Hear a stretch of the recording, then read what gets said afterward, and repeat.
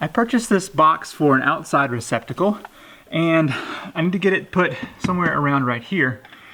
The hardy board is quite difficult to cut through, so what I'm going to try to do is match up the size box I need by placing this here and drawing down, basically cutting out the size box I need for this to go on the other side.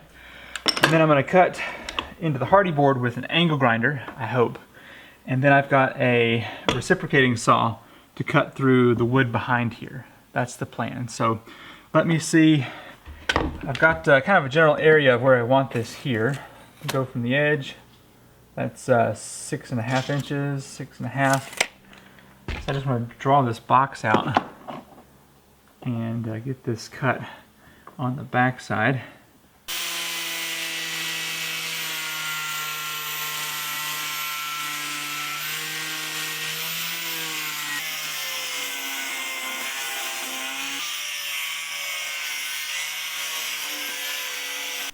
Well, I think I have this pretty well cut out.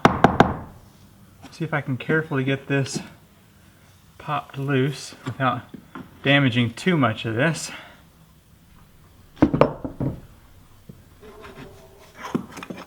Okay.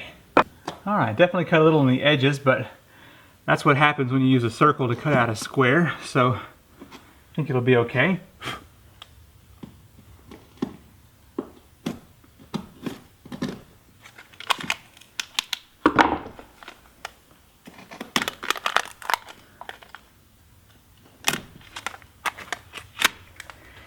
So I'm going to get a hole drilled in here, and hopefully it'll be big enough to use the reciprocating saw to cut out the rest of that box.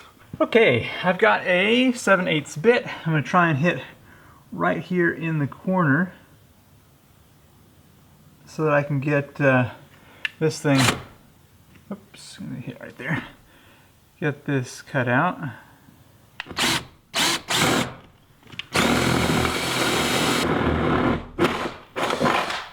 My granddad bought me this reciprocating saw years ago for Christmas. It must have been, I would say, a good 10 years ago. Easy. So I want to get this set up, and I'm going to use it to cut out the rest of this box here. Oops. I've always been terrified of these things. I mean, look at that. It's just kind of creepy. So hopefully today it's going to go smoothly.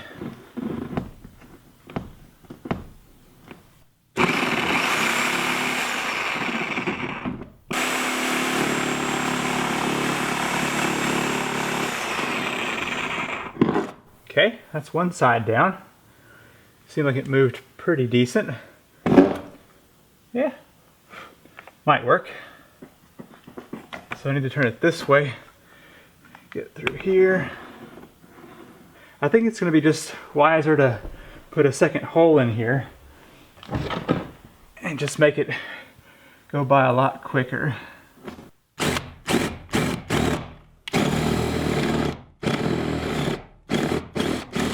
I have this box, which is supposed to be for old construction, but I'm going to use it here on the inside and put some screws in here, and this should give us a nice box to work with from the outside.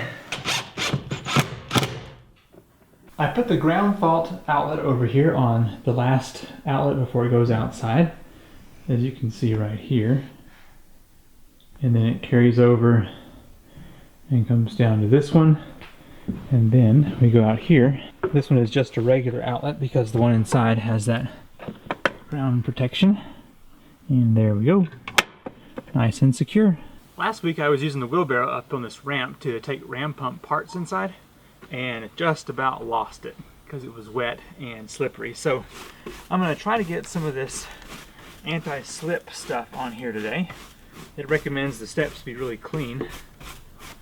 Now, it was also suggested that I get some used, or some shingles, not used, but just some shingles, and staple or nail those, screw those down to the wood here, and that would be just as effective as using this tread tape that I bought.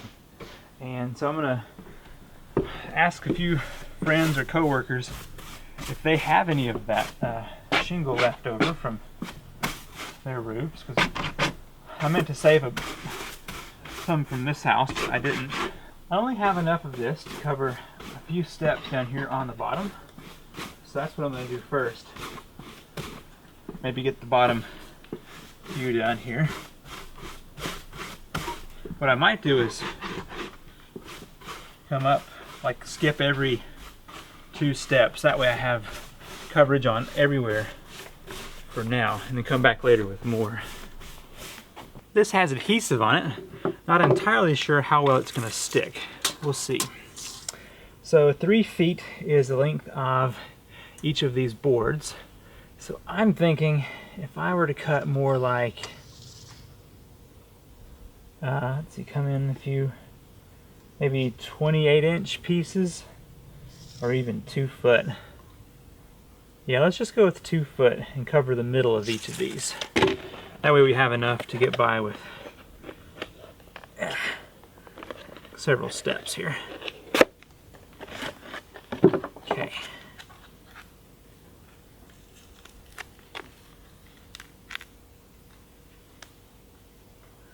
Okay, so I'm going to roll this out and measure out 2 feet.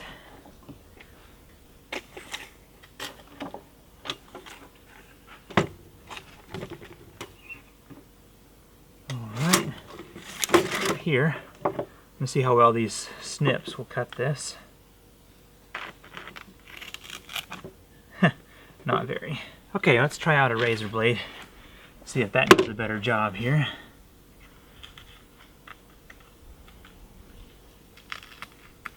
Yeah, man, that's some good stuff.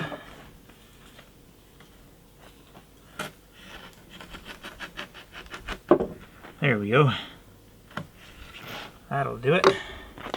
I've never used this stuff before, but it's got a paper strip back here that pulls off, and then a really strong adhesive under here that is supposed to stick down. I'm just gonna plop this right here in the middle of the step and start pushing it in. Probably could use some kind of scrap wood piece, or maybe just walk on it. Here's an idea.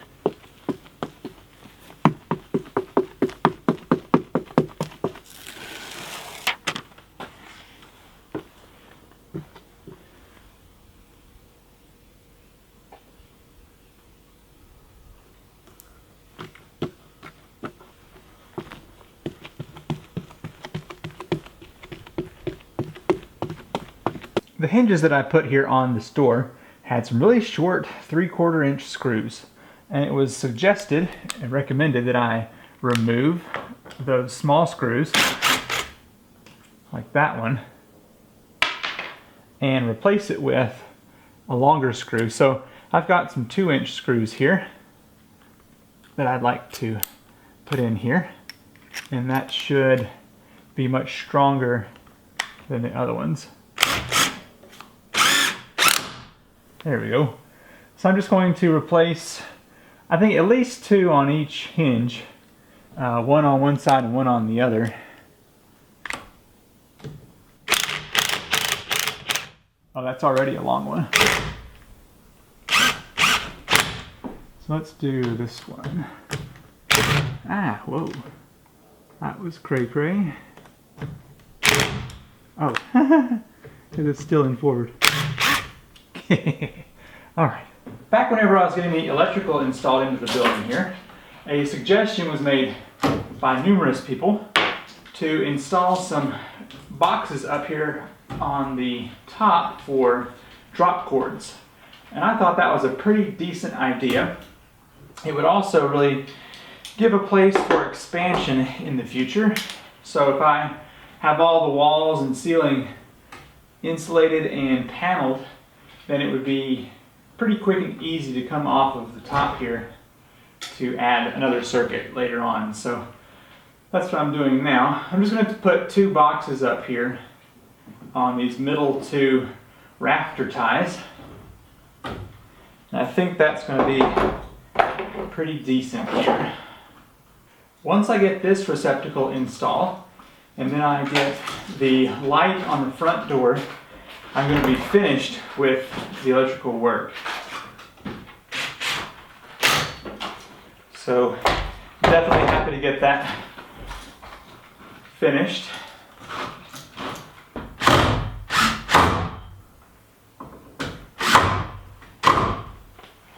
I am finally to the point where I need some kind of work surface so I can make some projects go a lot easier.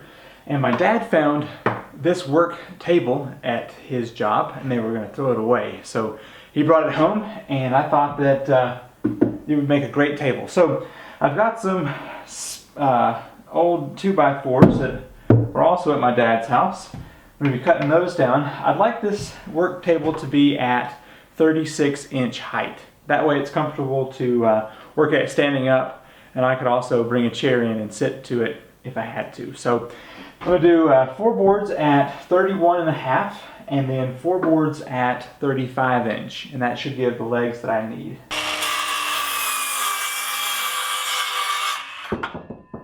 To get the legs together, I'm using some of this wood glue here.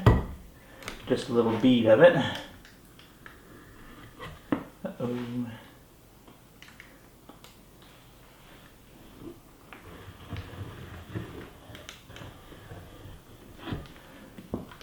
Don't need too much. I don't have too much of it left either, so I don't want to use it all up on one.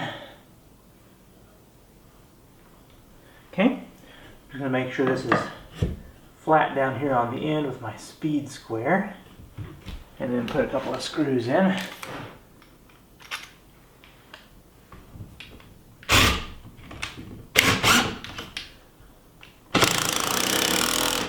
Now I have the work table set up against the wall, and I'm going to be inserting the legs with a couple of screws here.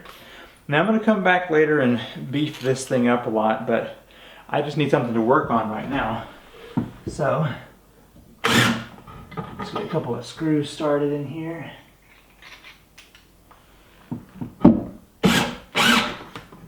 And make sure they're in there nice and flush and level. Okay, I think that's going to do quite nicely for the time being.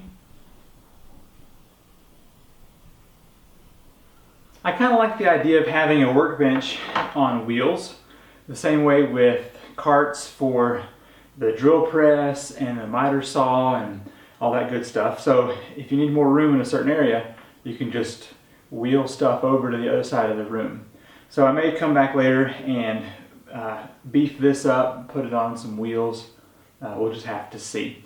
Thank you for watching this video. I know it's kind of just a glob of different tasks, but they needed to be done. So as I've said before, the workshop videos are going to take a small, just a break because of finances, but as money arises, I will kick back into gear. So thanks for watching, and I will see you in the next video.